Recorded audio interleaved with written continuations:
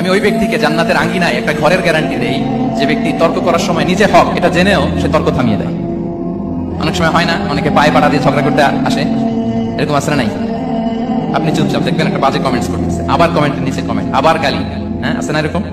বিষ্ণু বলেন নিজে হক এটা জানার পরেও আর যাতে তর্ক না বাড়ে, যে তর্ক থামিয়ে দেয় জান্নাতের আঙ্গিনায়, তাকে আমি একটা ঘরের গ্যারান্টি দেই। ওয়াবিবাইতিন ফি ওয়াসাতিল জান্নাতি লিমান তারাকাল কাযিবা ওয়া ইন কানা মাযিআন। আর ওই ব্যক্তিকে আমি জান্নাতের মাঝখানে একটা ঘরের গ্যারান্টি দেই যে ব্যক্তি কৌতুক করার সময়ও মিথ্যা পরিহার করে।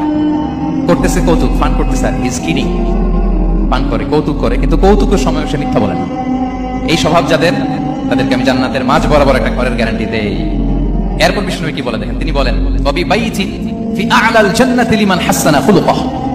আর জান্নাতের একেবারে হাইস্ট পিক অফ প্যারাডাইস, জান্নাতের সর্বোচ্চ স্তরে আমি একটা ঘর বা একটা বাসভবনের গ্যারান্টি ওই ব্যক্তিকে দেই যে তার আচরণটা সুন্দর করেছে, যে সুন্দর আচরণের অধিকারী হয়েছে, তাকে জান্নাতের হাইস্ট পিকে আমি একটা বাসভবনের গ্যারান্টি দেই। তাহলে বলেন তো আমাদের আচরণটা সুন্দর করার দরকার আছে না নাই? এটা খুব ছোটখাটো একটা আমল, তাই না? কথা বলেন দক্ষিণ কোরিয়া প্রবাসী ভাইরা, আওয়াজ করে বলেন এটা কি ছোট আমল? দেখলে সালাম দিব, সুন্দরভাবে কথা বলবো, ভালো উইশ করব, হ্যাঁ, হিংসা জিঘাংসা অহংকার থেকে মুক্ত থাকবো, খিটখিটে মেজাজের হব না, অলওয়েজ স্মাইলিং ফেস থাকবে আমার, হৃদ্যতাপূর্ণ আচরণ। এই কাজটা কি ছোট আমল? আওয়াজ করে বলেন এই আমলটা কি ছোট না বড়? প্রিয় ভাইরা, বিষ্ণু ইসলাম সবার সাথে এরকম মাধুর্যতাপূর্ণ আচরণ করতেন, ছোট থেকে বড়, নারী থেকে পুরুষ, বন্ধু থেকে শত্রু, সবার সাথে সুন্দর আচরণ করতেন। এবং তার এই চমৎকার আচরণে মুগ্ধ হয়ে তার অনেক শত্রু মুহূর্তে তার বন্ধুতে পরিণত হয়েছে। স্ত্রীর উচিত স্বামীর জন্য ঘরটাকে প্রশান্তির নীর বানিয়ে রাখা। কি বানিয়ে রাখা? প্রশান্তির নীর। স্ত্রী হওয়া উচিত এমন যাকে দেখলে স্বামীর চোখ জুড়ায়, স্বামীর প্রাণ জুড়িয়ে যায়, স্বামীর হৃদয়টা ঠান্ডা হয়ে যায়, ঠিক কিনা? আর স্ত্রীর দিকে তাকালে যদি মেজাজ গরম হয়ে যায়, মেজাজ খিটখিটে হয়ে যায়, ঝামেলা আছে না নাই? ঝামেলা আছে।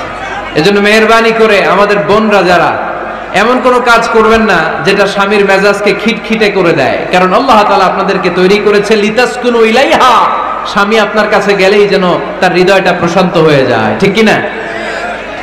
অনেক স্ত্রী আছে না জেনে না বুঝে স্বামীর সাথে এমন খিটখিটে মেজাজ দেখায় যেটা স্বামীর জন্য মেনে নেওয়া কষ্টকর, স্বামীর জন্য একটা ত্রাস হয়ে দাঁড়ায় স্ত্রী, ত্রাস।